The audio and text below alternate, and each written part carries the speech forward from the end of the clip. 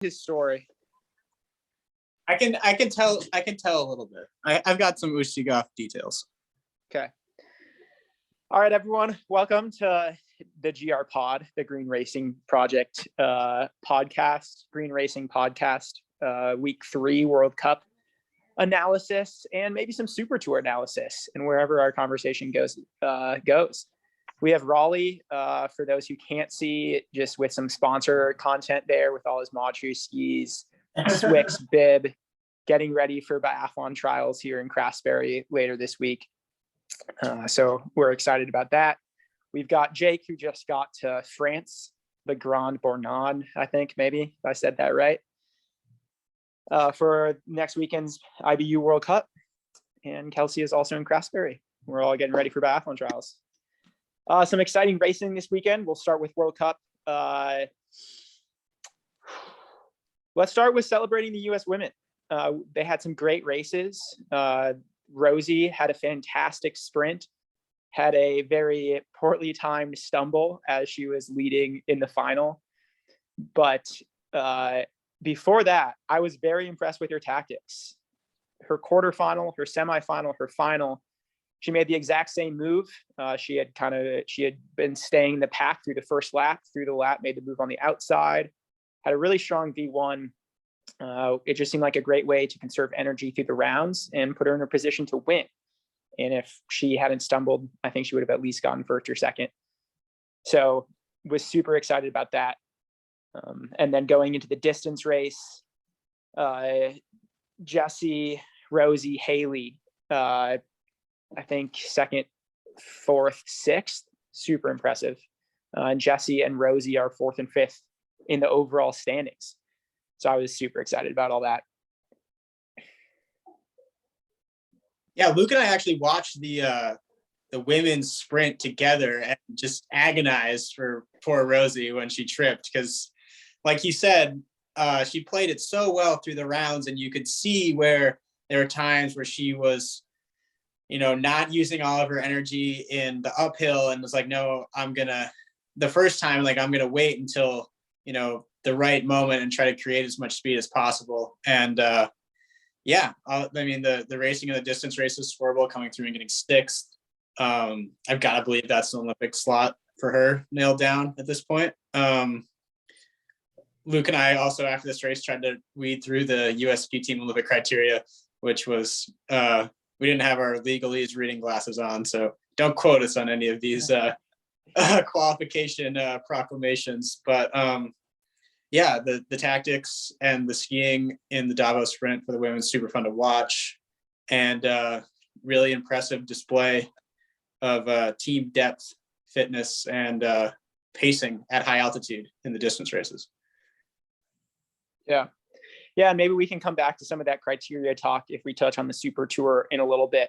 But I do think that a top 8 on the World Cup for cross country is an automatic Olympic qualification. So Haley will be in. And Ben made the semis, was super close to that top 8. But nonetheless, Ben, impressive racing. Just reading the names in the semi that he was in was super cool. Just to see Ben Ogden. And Raleigh, you had commented that this exact weekend last year, you had raced Ben Ogden in the sprints here at Craftsbury. Yeah, I don't remember if it was last year or the year before, but I distinctly remember getting thrashed in a sprint heat, thinking like, man, Ben Ogden pretty good at sprinting, and it's really cool to see him take that to the next level. Luke and I watched a little bit of this too, and you could tell that the speed is there, but he's still kind of maturing into making his way through an entire World Cup sprint race. But that's the thing with all these young guns, is that they've got nothing but time. They're pulling down great experience and already showing that they have the speed and the know-how to make it the top low. And most importantly, they're having fun. They're not scared. At no point when you're watching these races does it feel like they're afraid of the moment, or they're intimidated, or they're kind of doing something outside themselves at all. So to see like a strong, really authentic performance from Ben, super cool.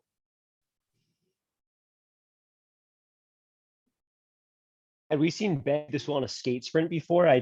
For some reason in my head, I always thought of him as being more of a classic specialist. Any of you guys got in? Well, last year, I think when he came onto the scene, I think he was the guy that got Simi's start spot at World Champs, and that sprint that he ended up, I think maybe he qualified somewhere around 13th. That was a classic sprint. Earlier this year was a classic sprint. And I think maybe he had made heats in Ruka for the skate sprint, but hadn't advanced as far as the other guys. So definitely a little bit more of a classic guy, but yeah, I mean, now maybe just as much of a skating guy. The other kind of data dive I went into was, well, after the sprint that Ogden was the only guy that qualified, I've gotten used to having multiple US guys in the heats. And so that seemed like a little bit of a disappointment. But this was the tightest qualifier of the year so far. First to 30th to get into the heats was only 5.46 seconds. And looking back at Lillehammer and Ruka, those gaps were a little over 7 seconds and 8 seconds to 30th. And even if you look at the percentage of total races or the total race time, this was the tightest. So a couple of those US guys were just outside of it, but maybe explained just with a really tight field. And some of them were just on the wrong side of that.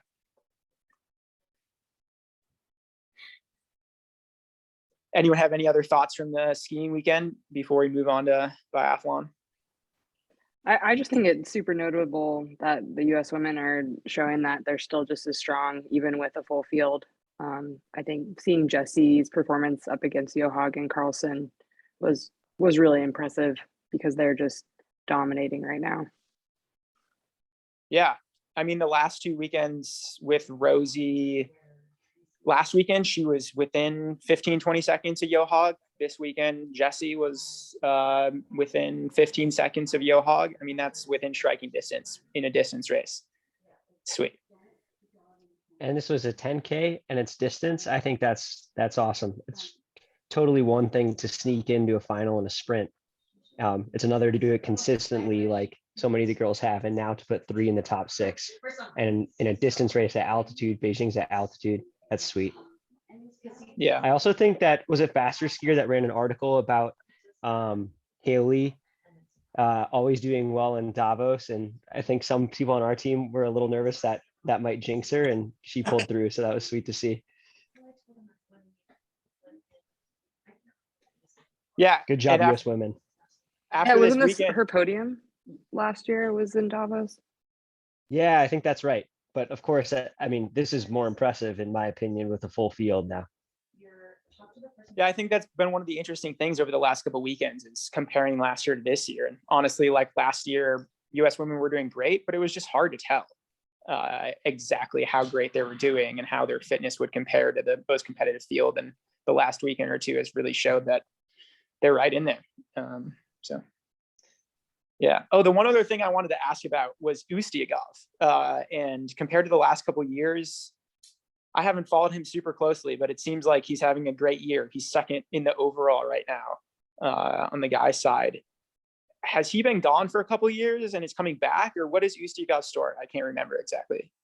So last year, Ustiagov got COVID in October at a training camp in Italy. Okay. And that obviously really made his season difficult. The bit of like Ustiagov Google Translate trivia I have is he's now part of the Kramer group, I believe. And when Kramer took over, the previous coach was like describing to Kramer, like, okay, like these are the people you have. And he's like, you know, Ustiagov is like a Stradivarius violin, right? Like extremely good, but like not everyone can get a tune out of him. You have to really like be proficient in order to get the best results from him. And I mean, his pedigree is, you know, extremely high level of success at every age group. And I think that he's just someone that's had some bad luck. And he's always, you've seen him like put together really incredible, especially skate performances where he just pulls these incredible last, you know, kicks from, you know, what seems like too far out, but he somehow makes it work. So I think that, you know, it's like anything else on the World Cup level, the level is so high and the racing is so tight that, you know, if you actually do like get sick or have a major illness or you get your training disrupted, like you see that a little bit this year with Bolshinov, or Bolshinov isn't, way up there, but he's every single race, he's still getting great results, but he's not dominating the way he was before. And that's, I think, down to some injury and some training problems he had in the off season. So I think that, yeah, Usyk off the Stradivarius, you're kind of seeing the best of him. He's really playing in tune at the moment. All right. Yeah. Thanks for that info. I wasn't quite sure. So it'll be cool to watch him, and fun to have it be someone other than Bolshinov this year. And once again, we were talking last week about the inner team Russian dynamics and rivalry. Maybe we'll just continue to talk about Russia and the Russians and have Raleigh be our Russia correspondent. Maybe we can get him a flight over there somewhere at some point. Cool. Well, moving on to the biathlon races in Hochfilzen. Hey, Luke. Started off with the sprint, and we had two first-time winners on the men's and women's side, or one on each side. We had Johannes Kuhn for the Germans won the sprint, and Hannah Sola for Belarus win for the women. And that was just cool to see. I didn't do the whole data dive into seeing when was the last time we had two new winners on the World Cup, but I would be interested to know that. Jake, did you have any thoughts about that biathlon race? It seemed like there were just some different people in the mix compared to other weekends. Yeah, it was awesome to see. I don't think anyone expected Johannes Kuhn to take a win like that, just coming up from the IBU Cup. Wasn't even on the German World Cup team in Ostersund. So that was awesome. He's one of those guys that's, I think, is really streaky. Like when he's skiing fast, he's skiing super fast. He's had #1 ski times before. I think maybe 3 years ago, 2018, 2019 season, he was skiing really fast. Maybe last year, he really wasn't skiing that fast. So to come in right away and ski the fastest ski time and take a win with a miss is pretty sweet. It'll be interesting to see if he can keep that up. And he had it going well in the pursuit for 3 stages. So with Hannah Sola, I think that's like more like impressive in I don't want to say like an impressive one-time performance, but she has become like the whole Belarusian women's team, I think, is just very impressive. And just watching them ski, they ski like they belong. They ski smooth, they ski powerful. Still seems like, watching her versus Olsbu in the last lap. I don't know if you guys saw that in the pursuit. Olsbu had like 11 seconds to catch Hannah Sola, and she did it in only a 2K loop.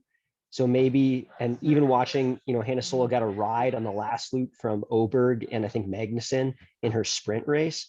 So it seems like she's maybe a little stronger on the first 2 loops, but can really sustain a high speed. And, maybe by the time her peak form comes for Olympics, she'll also have the ability to kick it in. I think Olimpikova honestly skis very, very similarly, both those Belarusian women. So yeah, cool to see another Belarusian woman in addition to Olimpikova pushing for the win. But 46 seconds, it's unbelievable. I mean, yeah, she didn't just win, she demolished. That was, she was 50 seconds over Roisland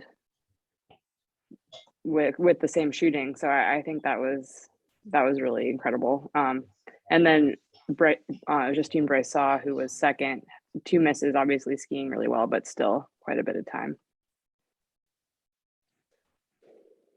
Yeah, super performances there. I think as far as Johannes Kuhn goes, I watched the pursuit, not live. I saw the results of the pursuit. I saw he started first, and I saw he missed 3, and then I watched it and didn't realize that all the misses came in the last stage, which was brutal. I think Jake's right on in his analysis that Johannes Kuhn has always been able to ski fast. I looked at Johannes Kuhn's stats, and it's like he shoots prone very well, but he does not shoot standing at like a high World Cup level. I think that maybe last year or 2 years ago, he was like 89 prone and 70%, like 73%. So like, excuse me, that last stage of the pursuit race was just one of the most drastic and painful regressions to the mean in shooting that I've seen in a while. And he wasn't even the best guy in that U Cup when they pulled him up. I mean, he got beat in the sprint race prior to by one of his German teammates prior to getting pulled up, and he got brought up because he was skiing so fast. Felt like he had the potential to pop a result. And I don't know what he has to do. He's obviously been in the German system a long time, and I don't know what it's going to take for him to get that last 10% that he needs out of his standing shooting. But if he does, it seems like he has the form and the prone to really make it happen. Yeah, I had taken a look, and last year he shot 88% prone and 59% standing. I think so far this year, yeah. And this year they had him listed as 100% prone, but maybe that was a rounding. I'm not really sure. And 70-something% standing.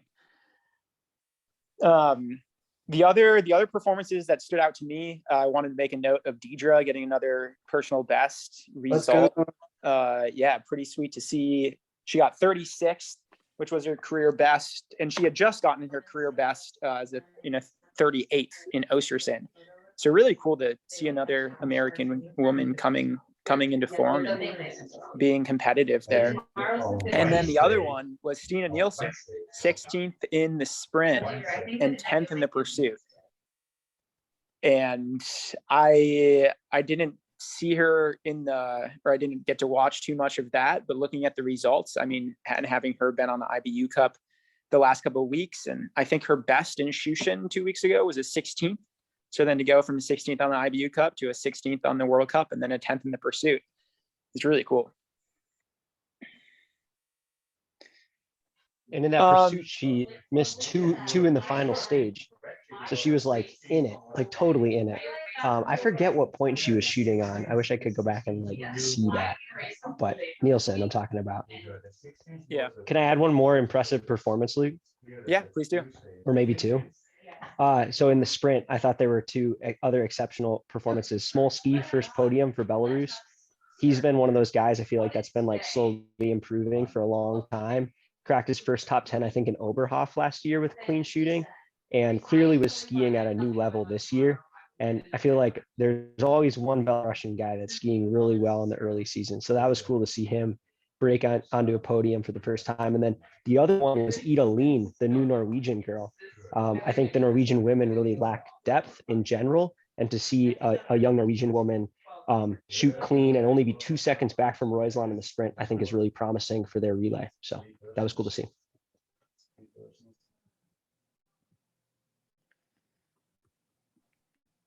Sweet. Any other biathlon thoughts before we look at the Super Tour a little bit? I just quickly want to pour one out for Narat. Had his like spirit ripped from his body by a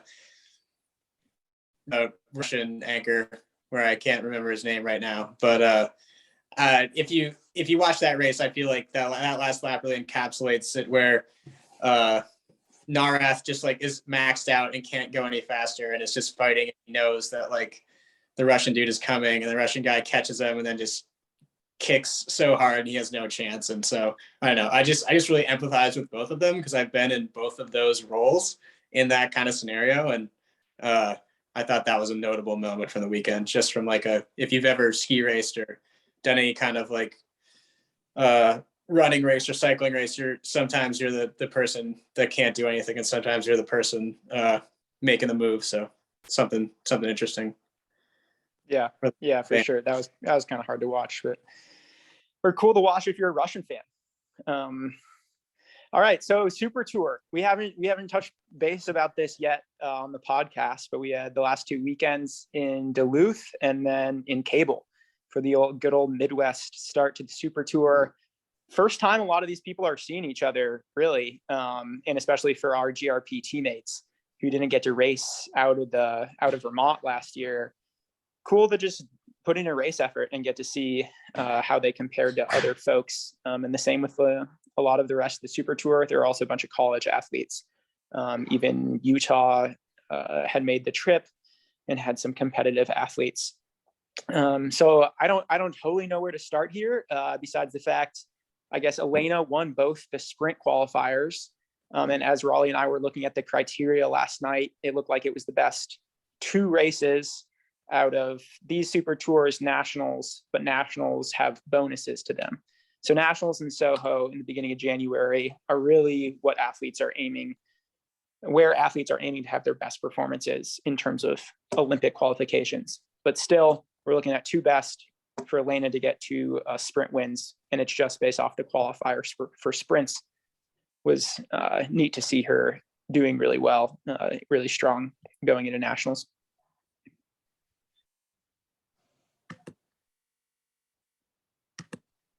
Yeah, I think that the depth and the consistency from the GRP women was really cool to see.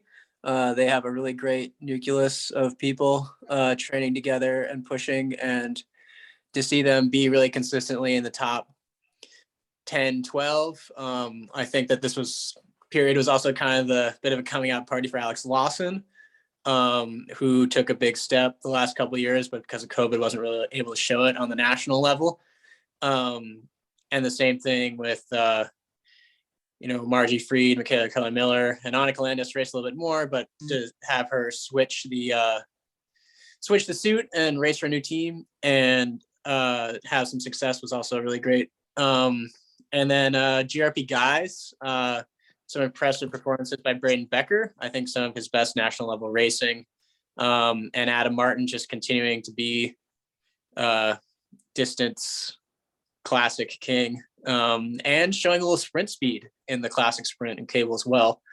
And it's interesting, like the way the calendar set up with these 2 races back to back, and then having a break before nationals. It kind of seems like, yeah, everyone that started well, this is a great step for them and a real validation of their level. But I think that even for the people that didn't start well, all is not lost. I think that when the couple folks that come back from the World Cup to race nationals get there, I think that even the GRP athletes or any other athletes that, weren't satisfied with where they were at in the Super Tours can still really distinguish themselves at nationals.